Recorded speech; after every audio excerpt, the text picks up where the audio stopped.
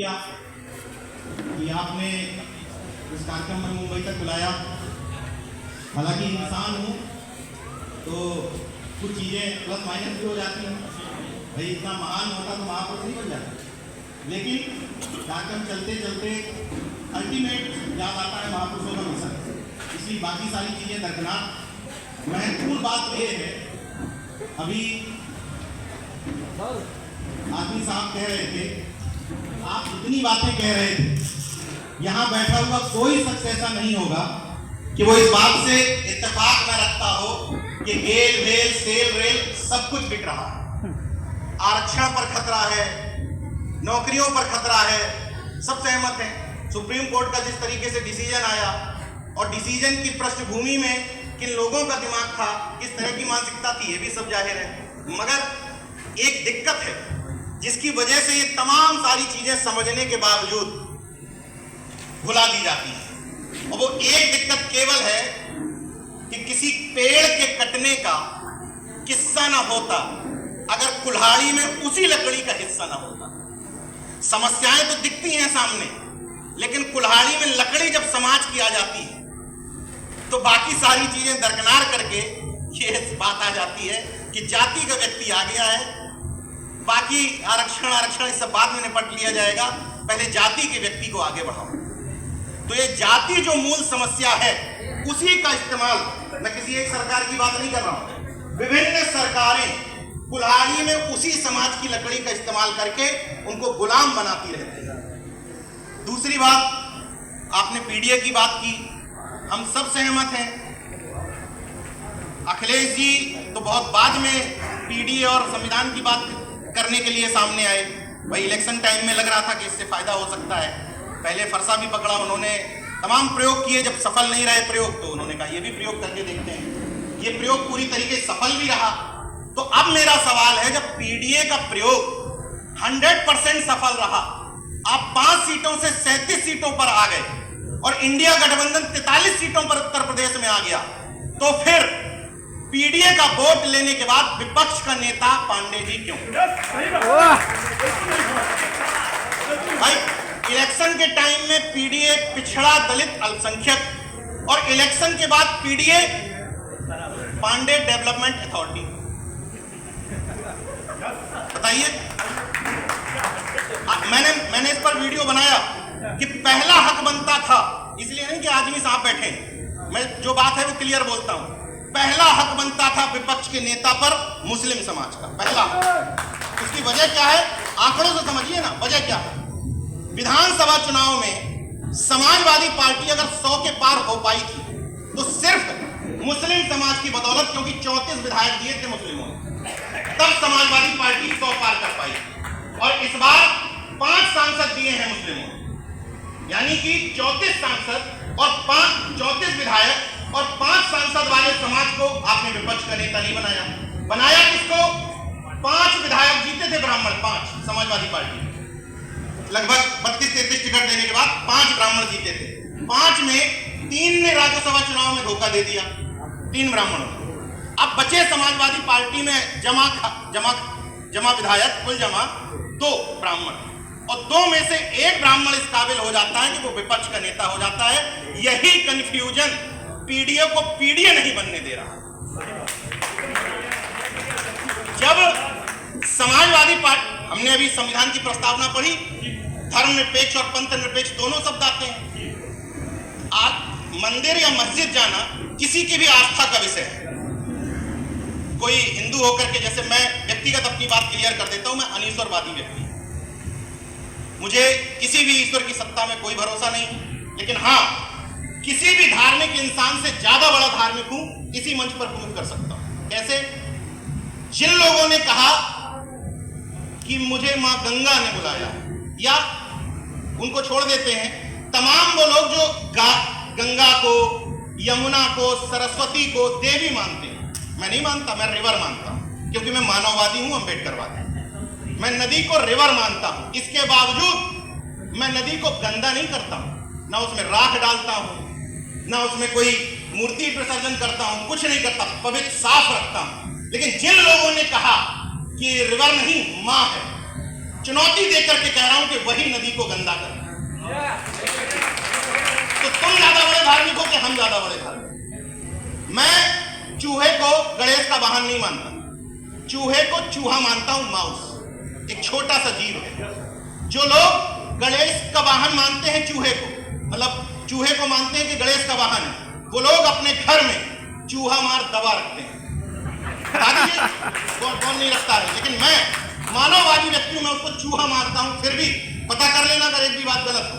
जो लोग मेरे घर पे गए हैं, मैं चूहा पकड़ने के लिए चूहे की दानी रखता हूं, चूहा दानी, और पकड़ के बाहर फेंकवा देता हूं। जो लोग सिर्फ धर्म को मान लेते हैं कि केवल घंटा बजाना ही धर्म है, वो हमसे बड़ा धार्मिक होकर के दिखाए, क्योंकि हम लोग 100% मानववादी लोग।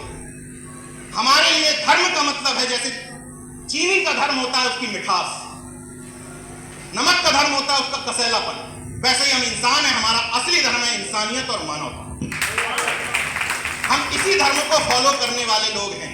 तो इसी फेहरिस्त में एक और कदम आगे बढ़ते हैं कि आजमी साहब कितनी बार मस्जिद जाते हैं, अखिलेश यादव जी कितनी बार सर नवाते हैं, नरेंद्र मोदी कितनी बार ये निजी विषय, धर्म और आस्था निजी विषय है। लेकिन जैसे ही उसमें पार्टी का नाम जुड़ता है कि समाजवादी पार्टी ने ऐसा किया, भारतीय जनता पार्टी ने ऐसा किया, बसपा ने ऐसा किया, किसी और कांग्रेस ने ऐसा किया, वैसे ही वो निजी चीज से पार्टी फोरम की चीज बन जाती है। समाजवादी पार्टी के सांसद मुंबई आते हैं, अब वो आदमी साहब को छोड़ दिया जाए तो आप सर्च करके रह जाएंगे कि समाजवादी पार्टी के सांसद चैत्यभूमि भी गए थे। आपने ट्वीट किया, आप ले गए थे, मुझे पता है आप ही ले गए होंगे, ये कहने की बात नहीं, मुझे पता था। लेकिन दिल पे हाथ रख के बताइएगा कौन सी फोटो चर्चित हुई, चैत्यभूमि की हुई या सिद्धि विनायक मंदिर की? बता दीजिए, बताइए। वजह क्या है ना, आपने ट्वीट किया, बाकी सबने सिद्धि विनायक ट्वीट किया। यही तो अंदर उथला जो पीढ़ी है, कंफ्यूजन पैदा करता है। निजी विषय है, मंदिर जाना निजी विषय है, जाइए ना, लेकिन समाजवादी पार्टी सांसद का दल सिद्धि विनायक गया तो मस्जिद क्यों नहीं गई? अगर धर्मनिरपेक्षता है,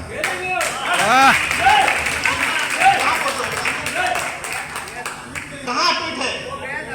ट्वीट कहां है सर? आप किसी को पता है? किसी को नहीं पता। कुछ चीज चर्चित नहीं होती, नहीं हुई ना, आप भी मान रहे नहीं हुई। तो मेरा सिर्फ ये कहना है कि निजी विषय, जैसे मैं ईश्वर को नहीं मानता तो मैं ये थोड़ी कह दूंगा इनसे, निषाद जी से, कि आप ना मानो, मार टीका ईका लगा बैठे हैं, कोई दिक्कत नहीं है।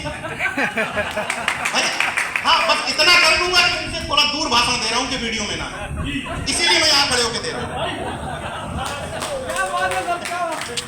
आपकी बात नहीं कर रहा, निषाद जी की कर रहा हूँ।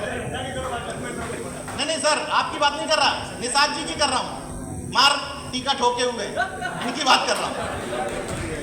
तो मैं सिर्फ ये कहना चाह रहा हूं कि हर व्यक्ति तर्कवादी होने में समय लगता है। जैसे हमने धीरे धीरे ईश्वर और भक्त के बीच के बिचौलिए को धीरे धीरे बाहर किया, उसके बाद की श्रेणी आती है कि आप तर्कवादी हो जाएं।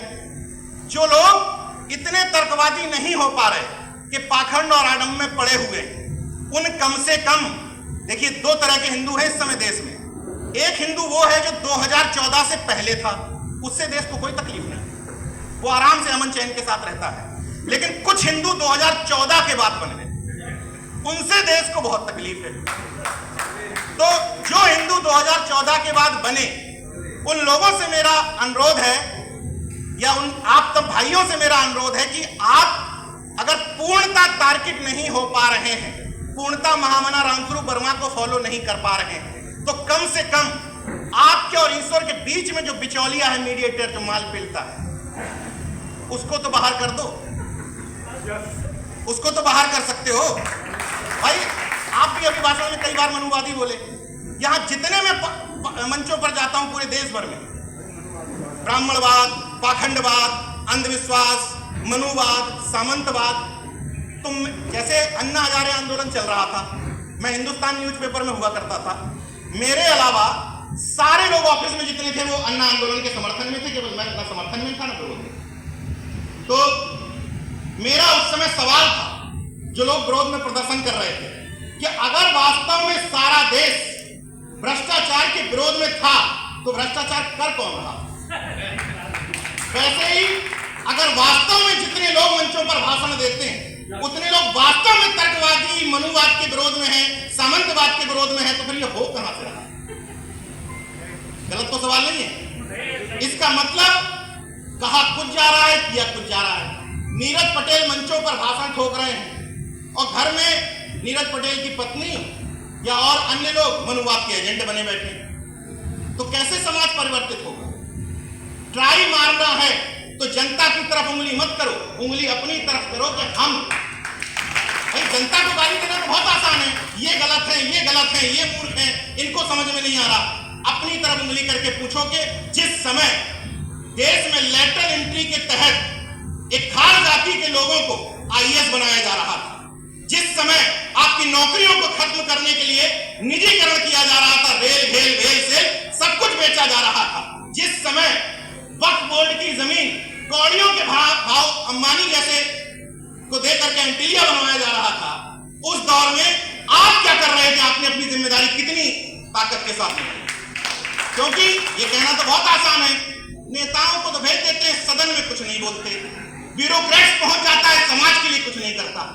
ये तब कहने के हकदार होंगे जब खुद अपनी जिम्मेदारी ठीक से निभा रहे। क्योंकि सामने वाले की आलोचना करो तो मन बड़ा गुदगुदाता है अंदर से, लेकिन जब अपने से पूछने लगो कि भाई ये जिन भी तथाकथित कथावाचकों को तुम पाखंडी कहते हो, जो आपके बच्चों को ये समझाते हैं कि साल भर स्कूल मत जाओ, केवल साल में एक बार शिवलिंग पर बेलपत्री चिपका दो, बच्चा पास हो जाए, तो इनकी भीड़ बढ़ाने जाता कौन? मैं चुनौती के साथ कह रहा हूं कि किसी भी, अभी मैंने एक वीडियो बनाया, मध्य प्रदेश में शिवलिंग बनाते हुए दीवार गिरी, 9 लोगों की मौत हो गई। आप आईआईटी में रिजर्वेशन खोजने जाएंगे ओबीसी एससी का तो 98% अपने देश की टॉप 5 आईआईटीज में से 98% प्रोफेसर सवर्ण, यानी कि वहां पर ओबीसी एससी और माइनॉरिटी भी इंक्लूड है, क्योंकि बहुजन तो कंप्लीट मिलकर बनता है। इनका आप कहीं भी रिजर्वेशन देखने जाएंगे तो आपको नजर नहीं आएगा। लेकिन दावे के साथ कह रहा हूं कि अगर खबर आती है कि ट्रैक्टर ट्रॉली पलटने से कांवड़ियों की मौत, दावा दे रहा हूं कि 95 से लेकर 98% रिजर्वेशन ओबीसी एससी का होगा मरने में, दावे के साथ कह रहा हूं। शिवलिंग गिरने से मौत हो गई, 9 लोग मरे। पता ओबीसी की हिस्सेदारी कितनी थी? 9 में। दुख की खबर है, लेकिन समझिए हिस्सेदारी 9 में से 8 ओबीसी थे। ये हिस्सेदारी है आपकी। गजब, काहे को हिस्सेदारी मानते हो? मैं जब एससी एसटी को लेकर के मैंने तमाम वीडियो बनाए, लड़ाई लड़ी एससी एसटी का जो वर्गीकरण और इन सब चीजों को लेकर के, ओबीसी के भाइयों ने कहा नीरज भाई तुम खामोखा परेशान हो, एससी एसटी तो अपनी लड़ाई लड़ लेगा। तो मैंने कहा कि अगर सरकार एससी एसटी में ये वर्गीकरण और एससी एसटी का क्रीमी लेयर करने में सफल हो गई तो एक बात तय मान लो कि अभी तो तुम्हारा क्रीमी लेयर ही लगा है ओबीसीओं का, क्योंकि उनको पता है मदमस्त हाथी है, बढ़िया चिर निद्रा में सो रहा है।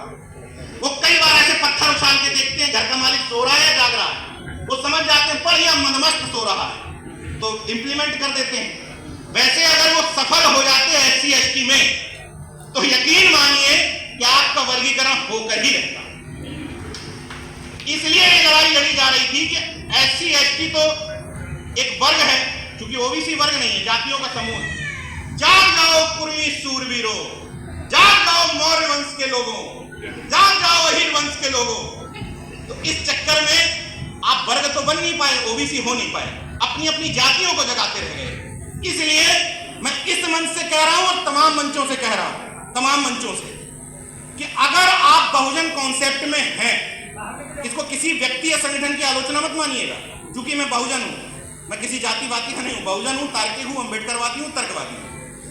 अगर आप बहुजन कॉन्सेप्ट में जी रहे हैं तो उनके लिए है जो दो शब्द लगा हुआ है, तो जाति महासभाओं के कार्यक्रम में जाना बंद करें। अगर बहुजन कॉन्सेप्ट बनाना चाहते हो तो क्यों, वजह बता देता हूं। मैं 9 साल मैंने जातिवाद किया, 9 साल, और 9 साल जातिवाद में मैंने एक बात समझी कि जैसे मैं यहां मंच पे भाषण ठोकूं एक जाति का, समाज के लोग हो, हम देश में इतने करोड़ हैं, हम क्रांति ला देंगे, तहलका मचा देंगे। तो हमारा ही भाई चौरसिया समाज का भाई जो इधर खड़ा होगा, हमारा ही भाई अंसारी भाई कोई यहाँ खड़ा होगा, कोई हमारा दुल्हा भाई वहां खड़ा होगा, कहेगा यार गांव में जाग जाएंगे तो जागेंगे किसके खिलाफ? गांव में जागेंगे तो किसके खिलाफ जागेंगे? प्रजापति के खिलाफ, विश्वकर्मा के खिलाफ, नाई के खिलाफ। भाई कमजोर के खिलाफ ही तो जागोगे, खेत में तो वही सब लोग काम करते हैं। या एससी वर्ग के लोगों के खिलाफ जागोगे? तो तुम्हारे जगाने के चक्कर में तुम तो नहीं जागे, सामने वाला जाग गया जो तुम्हारा दुश्मन है, उसको जगा दिया तुमने जाग जाओ के चक्कर में। इसलिए मैं 9 साल जातिवादी रह करके, संघ में अल्पकालीन विस्तारक रह करके, हाँ, ये बहुत बखूबी समझ चुका हूं कि देश की तरक्की इस नफरतवादी सोच में, इस जातिवादी सोच में है भी नहीं। इस देश की, इस मुल्क की तरक्की है नीरज चोपड़ा और कल जो पाकिस्तान का हमारा खिलाड़ी जीता है। तमाम लोगों ने नफरत फैलाने की कोशिश की, लेकिन नीरज चोपड़ा और वो हमारे भाई का नाम याद नहीं आ रहा, पाकिस्तान का भाई हमारा नजीम, दोनों लोगों के जब बयान लिए, दोनों लोगों की माताओं के मुंह में अड़ाया गया कि दलाल मीडिया को लगा कुछ मिल जाए मसाला। अब दोनों की माताओं ने कह दिया कि नहीं वो हमारा बेटा है, वो हमारा बेटा, कोई जीत गया, कोई दिक्कत नहीं। तो वो नफरत जो थी वो कामयाब नहीं हो पाई। आजमी साहब चूंकि ये बात कहने के हकदार हैं, फूलन देवी पर बोलने के हकदार हैं आप, इसमें कोई डाउट नहीं है, क्योंकि नेताजी ने उनको सांसद बनाया था, इसमें कोई इफर्ट नहीं है। बहुत जमीन से उठा करके, जबकि उस समय अमर सिंह भी थे, और जब उनको कांधा दिया गया लास्ट समय में, तो ठाकुर होने के बावजूद अमर सिंह जी ने भी उस कांधे में वो लगाया था, और उनको सरेंडर करवाने वाले भी हमारे अर्जुन सिंह जी थे, जिन्होंने बाद में आरक्षण का दायरा बढ़ाया। ये अलग मसला है। जब हम सामंतवादी कहते हैं तो वो कोई जाति का प्रचारक नहीं है। किसी भी जाति का व्यक्ति अगर अपने से छोटी किसी जाति को मानता है कि हमसे छोटे, तो वही तो सामंतवाद है। ब्राह्मणवाद किसी जाति का नाम नहीं है। जब कोई भी व्यक्ति मानता है कि हमसे उच्च है, हमसे निम्न है, हम इसके आप ये नहीं खाते, वो नहीं खाते, तो यही तो ब्राह्मणवाद है। तो मैंने फूलन जी का नाम क्यों लिया? मुझे गर्व है कि मैं जालौन जिले से आता हूं, जहां फूलन जी भी का जन्म हुआ, और पिछली बार इनके गांव में कार्यक्रम था, मुझे बुलाया गया था। अब एक सवाल आया जब मैंने उड़ई में फूलन देवी जी की जयंती मनाई, लोग मुझसे बोले कि वीरांगना कब से हो गई। मैं इधर उधर की बात नहीं करता, प्रैक्टिकल बात करता हूं। हिंदू माइथोलॉजी के हिसाब से, यानी कि हिंदू धर्मशास्त्रों के हिसाब से देवी की परिभाषा क्या है? जैसे काली को देवी माना जाता है, तो परिभाषा क्या है? हाथ में तलवार लिए हुए है, खून टपक रहा है, यानी कि एक लाइन जोड़ी जाती है, दुष्टों का संहार करने वाली। अब दुर्गा देवी के लिए तमाम कहानियां, मैं उसमें नहीं जाना चाहता, वो अलग विषय है। लेकिन जो हिंदू माइथोलॉजी को मानते हैं वो कहते हैं कि दुर्गा देवी ने, सिंह ने उनके दुष्टों का संहार किया, तो देवी हो गई। तो फूलन देवी ने क्या किया? हम तो हिंदू माइथोलॉजी की बात कर रहे हैं, भले ही मानते हो ना मानते हो, लेकिन हिंदू माइथोलॉजी के हिसाब से देवी हुई कि नहीं, और देवी वीरांगना हुई कि नहीं? That's proof. मैं तो तर्कवादी ढंग से समझाता हूं। अब आप फूलन देवी की जयंती मना रहे हैं और हमसे उम्मीद करें कि हम सामंतवाद के खिलाफ बोले, कैसे संभव है? जिन्होंने सामंतवादियों की जड़ों पर मट्ठा डाल दिया, नीचे रामस्वरूप वर्मा जी हैं, अब उनकी जयंती आप मनाएंगे, कैसे संभव है कि मैं पाखंड विरोध और अंधविश्वास के विरोध में ना बोलूं? क्योंकि उन्होंने अर्जक संघ की स्थापना की थी। अरे नहीं, कोई बात नहीं सर, कोई बात नहीं, ठीक है, समझता हूं।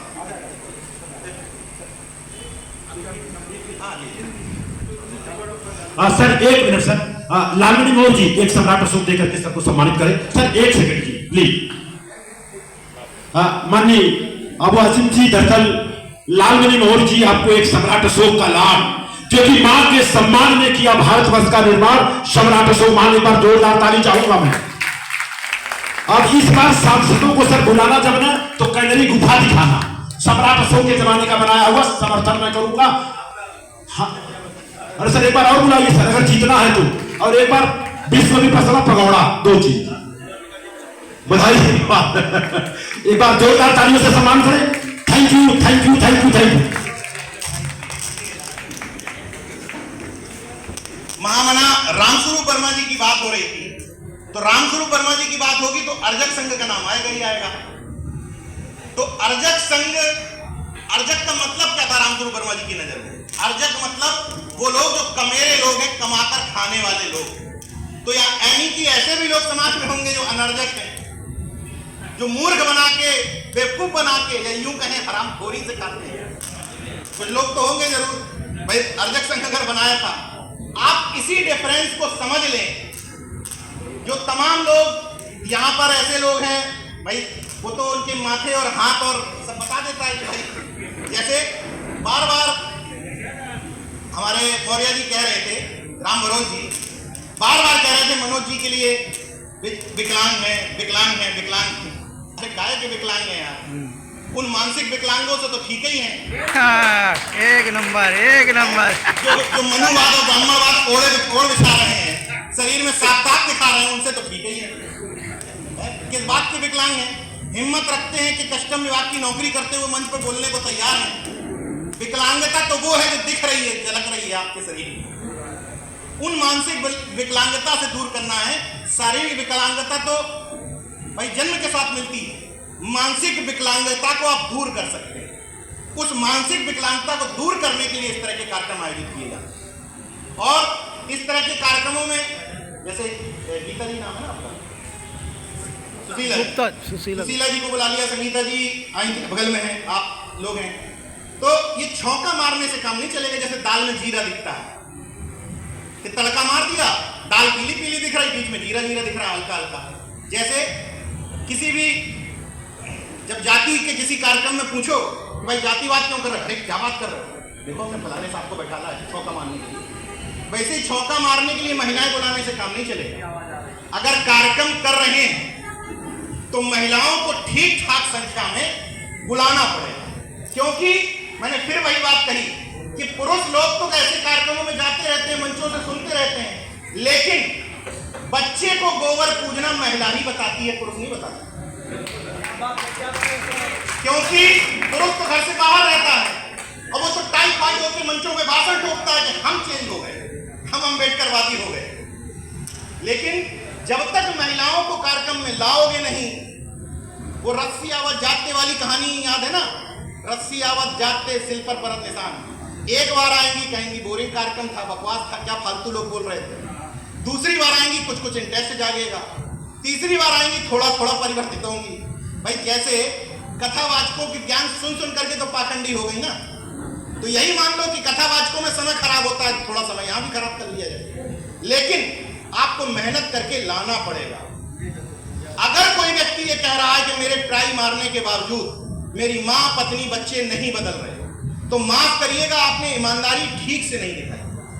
मेरी पत्नी, मैं खुद बदला पहले, उसके बाद मेरी पत्नी बदली, अब मेरा बच्चा है, उस पर ट्राई मार रहा हूं कि शायद वो पाखंड विरोधी निकल जाए। गारंटी नहीं ले सकता किसी, ट्राई मार रहा हूं पूरी जिम्मेदारी के साथ। और कैसे मार रहा हूं, जिन लोगों ने पहली बार सुन रहे हैं उनको बता देता हूं, जो लोग कई बार सुन चुके हैं उनको पता है। मेरे बेटे का नाम है कबीर शिवाजी। मैं मिशन को ही ओढ़ता बिछाता हूं, इसीलिए लखनऊ से यहां बुला करके ज्ञान देने के लिए बुलाया गया है। मेरे बेटे का नाम है कबीर शिवाजी और जन्म से लेके अभी तक तकरीबन 3.5 साल का होने को है।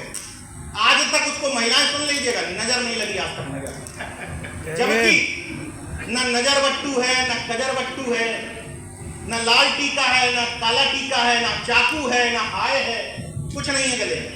जो लोग घर जाते हैं वो जानते हैं, एकदम प्लेन है, जैसा आया था ऊपर से वैसे ही है, एकदम रिलैक्स। इसके बावजूद उसको नजर नहीं लगी आज तक। लेकिन जिनके बच्चों के हाथों में नजर बट्टू, कजर बट्टू सब हैं, उनको एक इस प्रोग्राम से लेके जाओ, शाम को नजर 100% लगी। क्यों लगती है नजर? ये आपके मन का वहम है, नजर वजर कुछ होती नहीं है, ये मन का वहम है। कैसे? कोई भी बच्चा होगा जो अपनी बात जबान से बोल नहीं पाता होगा, वो अपना एक्सप्रेशन कैसे बताएगा कि उसको भूख लगी है? अगर उसको दूध भी पीना होगा तो माँ को कैसे बताएगा? रो करके बताएगा। और क्या तरीका है उसके पास जब बोल नहीं पा रहा है? वैसे ही जब यहाँ से गया है, उसको गर्मी लग रही, कुछ परेशानी हो रही कि भाई उसको नींद आ रही, तो कैसे बताएगा? रो के बताएगा। उतनी देर के रोने में, जितनी देर वो रोया 15-20 मिनट, आधा घंटे, उतनी देर के रोने में दिया की बत्ती, झाड़ू, पानी, सारे आइटम ट्राई कर लिए जाते हैं। और जो आइटम लास्ट बार ट्राई किया गया घर में झाड़ू से काम चलाता। और मैं आज दावा दे रहा हूं, अगर गलत कह रहा हूं तो अगले कार्यक्रम में बुलाना मत और बोलना बंद कर दूंगा उसी दिन से। मैं दावा कर रहा हूं कि बच्चा जब जाए घर पे आधा घंटा रिलैक्स होकर सुलाइए बिना किसी ड्रामे के, दावा करता हूं कि सो जाएगा। दावा करता हूं, क्योंकि कुछ होता ही नहीं है, केवल आपके मन का वहम है। जैसा आप सोच लेते हैं वैसा ही हो जाता है। और एक और एजेंडा है, टीवी सीरियल के माध्यम से आगे बढ़ा है टॉप अप रिचार्ज करने का। पहले इतना फैशन नहीं था, और खासतौर से उत्तर भारत में तो था ही नहीं। जो पुराने लोग हैं, जो पुराने पतिदेव हैं, हमसे ज्यादा एक्सपीरियंस वाले, वो बताएं। पहले ये टॉप अप रिचार्ज करने का सिस्टम नहीं था। टॉप अप मतलब समझ रही मैंने, 1 साल का टॉप अप होता है ना, 1 साल टॉप अप रखो, पति 1 साल चलेगा, फिर 1 साल टॉप अप, फिर 1 साल चलेगा। करवा चौथ 1 साल का टॉप अप रिचार्ज किया जाता है ना, कि हम भूखे रहेंगे 1 साल, और इस करवा चौथ में अच्छी साड़ी लेंगे महंगी वाली, कोई ना कोई ज्वेलरी लेंगे, और भूखे रहेंगे तो पति 1 साल चलेगा, उसका टॉप अप रिचार्ज है 1 साल चलेगा। तो मेरा टॉप अप तो भाई शादी के बाद 1 साल हुआ, और लगभग 4.5 साल से टॉप अप होना बंद कर दिया, फिर भी धड़ाधड़ चल रहा हूँ लाइफ टाइम। ऐसे तमाम लोग होंगे जिनके घरों में टॉप अप नहीं होता होगा, तो वो भी टॉप अप बंद है ना आपका। कितने साल से, कितने साल? शुरू ये 8 साल से देखिए टॉप अप नहीं हुआ, लेकिन धड़ाधड़ चल रहा है। मतलब 38 साल हो गए। मतलब कुछ चीजें ऐसी हैं, मैं क्यों कह रहा हूं, क्योंकि मैं मीडिया का व्यक्ति हूं। हमें ये इडियट बॉक्स जिसको कहते हैं ना टीवी, इस पर भी हमें गौर रखना पड़ेगा, क्योंकि उन लोगों ने समझ लिया कि अब लोग रामायण रामचरितमानस जैसे सीरियल देखना बंद कर दिए, महाभारत वगैरह। थोड़ी थोड़ी जागरूकता तमाम संगठनों ने फैला दी है, तो वो नए नए आइटम लेकर के आए हैं। क्या आइटम लेकर के आए? सीरियल आने लगे हैं महिलाओं के लिए, डायन, चुड़ैल, नागिन। बताइए आते हैं कि नहीं? और ये सीरियल क्यों लाए गए? तुम वो ना देखो तो ये देखो, लेकिन डले रहो पाखंड में ही कि इच्छाधारी नागिन टाइप की कोई चीज होती है। तो जो बुद्धू बक्सा कहा जाता था जिस टीवी को इडियट बॉक्स, वही अब आप लोगों को इडियट बना रहा है। बीपी मंडल साहब की जयंती है इन 4 महापुरुषों में। मुझे हैरत होती है जब पिछड़े वर्ग का कोई बच्चा जो ओबीसी रिजर्वेशन लेकर के नौकरी पाता है, और वो बीपी मंडल और विश्वनाथ प्रताप सिंह को याद करने से पहले बजरंगबली बप्पा पे लड्डू चढ़ाने जाता है, तो मैं उससे बड़ा मानसिक विकलांग किसी को नहीं समझता। बताइए, अगर मंडल कमीशन की रिपोर्ट लागू नहीं हुई होती तो लाखों पिछड़े वर्ग के लोग नौकरी न कर रहे हो, लेकिन नौकरी पाने के बाद प्रसाद चढ़ेगा बप्पा। यही तो मानसिक विकलांगता है।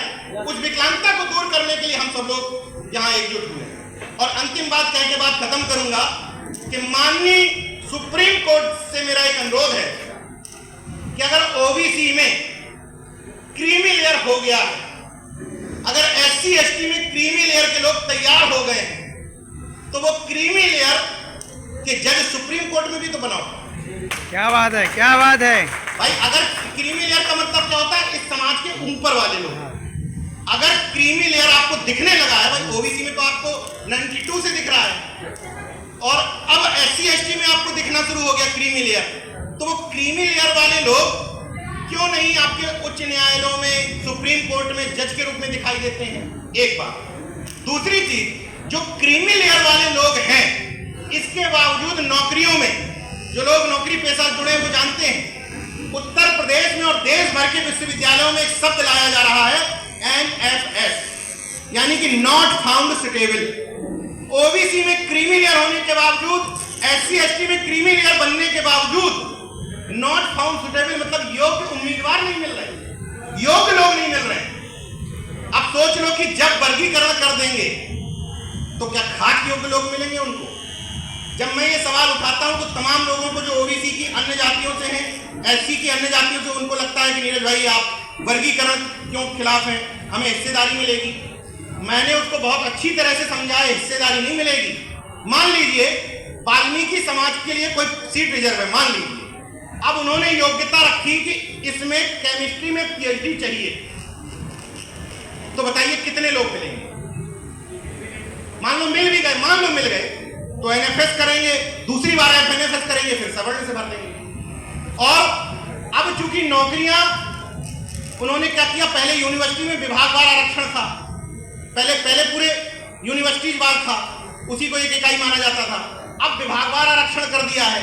अगर किसी एक विभाग में नौकरी निकलेगी 3-4, उसमें कौन कौन सी जाति को जाति के हिसाब से आरक्षण मिलेगा 4 पोस्ट में, बताइए। रोस्टर में आपका नंबर आएगा ही नहीं। इसलिए ये सम्मिलित लड़ाई करने का वक्त है। उनको पता है कि बहुजन एक यूनिटी में यूनाइट हो रहा है और ओबीसी अपने आप को ओबीसी मानने लगा है। उनको पता है कि एससी वर्ग का व्यक्ति अपने वर्ग में संगठित हो रहा है, ये मिल करके एक कॉम्बिनेशन बन रहा है। इसलिए उसकी यूनिटी को तोड़ने के लिए इस समय समय पर इस तरह के खेल लाए जा रहे हैं। आप लोगों ने धैर्य से सुना, उसके लिए शुक्रिया।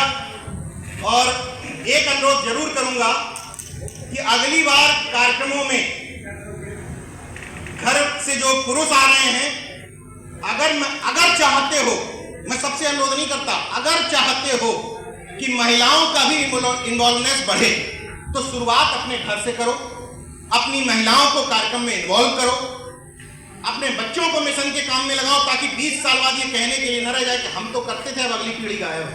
एक चीज। दूसरी चीज, अगर बहुजन कॉन्सेप्ट में जी रहे हो तो अपने घर में अगर एक महापुरुष का चित्र हो किसी एक जाति के, भाई जो पहली पीढ़ी के जागरूक हुए, उनने जागरूकता में एक बात समझी, अगर यादव पाखंडी है तो श्री कृष्ण, जागरूक है तो पेरियार लड़ेगी।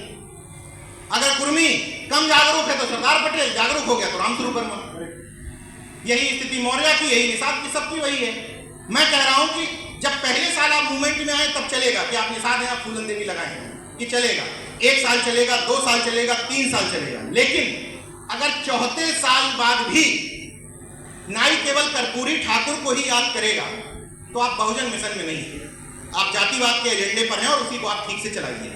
4थे साल में कम से कम इतना बदल जाइए कि आपके घर में कम से कम 5 बहुजन महापुरुषों की तस्वीर लग जाए, कम से कम, ताकि जब कोई आपके घर में एंट्री करे, भाई देखिए, अगर कोई ब्राह्मणवादी आपके घर में एंट्री कर रहा है और आप निषाद समाज के हैं, आपके यहाँ फूलन देवी लगी है, उसको कोई दिक्कत नहीं है, कहेगा मरो जातिवाद, कोई टेंशन नहीं। लेकिन आपके यहाँ उनके साथ बाबा साहब लग जाएंगे, ज्योतिबा फूले लग जाएंगे। केवल एक बात की बात नहीं, सबके लिए, प्रजापति के लिए, विश्वकर्मा के लिए, नाई के लिए, कुर्मी के लिए, यादव मौर्य, सबके लिए है कि अगर आप अपनी यूनिटी उस तरीके से प्रदर्शित करेंगे घरों में कह रहा हूं, कार्यक्रम में तो सब टिप्पी लगा लेते हैं छोटी छोटी, देखो संतगाड़ी लगा लिए, इसको भी प्रतिनिधित्व हो गया, फलाने लगा लिए, इनको भी प्रतिनिधित्व हो गया। ये टिप्पी नहीं, टिप्पियों से काम नहीं चलेगा, छोटी छोटी घर में लगाओ, ड्राइंग रूम में, जिसमें लोग आकर के आपके अतिथि बैठते हैं, उसके सामने सीना ठोक करके प्रदर्शित करो कि अब हम जातिवादी नहीं, बहुजन। जय भीम, क्या बात। निश्चित तौर पर मान लीजिए, कोई जरूरत नहीं किसी पार्टी की, झक मार करके ये संविधान बचाने का एजेंडा, आरक्षण बचाने का एजेंडा, पीडीए का एजेंडा, नाम कुछ भी हो, ये हमारे आपके जैसे लोगों की देन है, किसी पार्टी की हैसियत नहीं थी। राहुल गांधी जी जो आज, अखिलेश जी, राहुल गांधी जी या कोई भी पार्टी का व्यक्ति जो आप बड़े शान से आज संविधान लिए टहल रहा है, वो हमारे आपके जैसे लोगों की जागरूकता की वजह से हुआ है। सत्य बात है। उनको ये समझ में आ गया है कि बिना इसको दिखाए वोट नहीं मिलेगा। तो लेकिन इन दोनों में अंतर करना है कि उधर वाला भी दिखाता बहुत अच्छा है, संविधान को ऐसे माथे पर रख के चूमता है, तो आपको ऐसे माथे पर रख करके चूमने वाला, माथा रख करके छुआने वाले से ऐसे पलट करके पढ़ने वाला और उसको अमल में लाने वाला। मैं जब राहुल गांधी जी से पहली बार मिला था, अभी 1 घंटे के लिए बुलाया गया था मुझे मुलाकात के लिए इलेक्शन से पहले, मैंने एक ही बात कही थी राहुल गांधी जी से। तमाम लोग शान में कसीदे करते चले आ रहे थे, मेरा नंबर आया तो मैं जिस चीज के लिए जाना चाहता हूँ मेरा काम है। मैंने कहा राहुल जी, मेरा परिचय कराया गया कि मैं मंचों पे जाता हूं तो एक बात जरूर कहता हूं कि आपके भाषण से ज्यादा, वहां संवैधानिक शब्द में कहा था भाषण, हकीकत है जो हम लोग करते हैं बकैती है, तो आपकी इस बकैती से ज्यादा लोग आपका आचरण फॉलो करते हैं।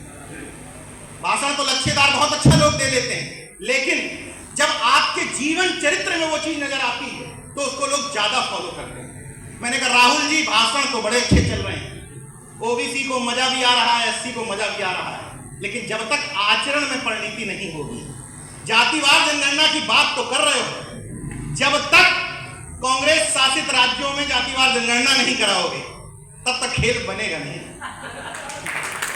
तो जितने लोगों को बेवकूफ बना पाए उतना मिल गया। अब आगे अगले 5 सालों में अगर उसको अमल में नहीं लाए, अमली जामा नहीं पहनाए, तो दोबारा कांट की हांडी चढ़ेगी नहीं। एकदम क्लियर रख लो। ये लेके टहलने वाला कॉन्सेप्ट तो बहुत पुराना हुआ, बहुत समय ले लिया आप लोगों का। आप लोगों ने धैर्य से सुना, शुक्रिया।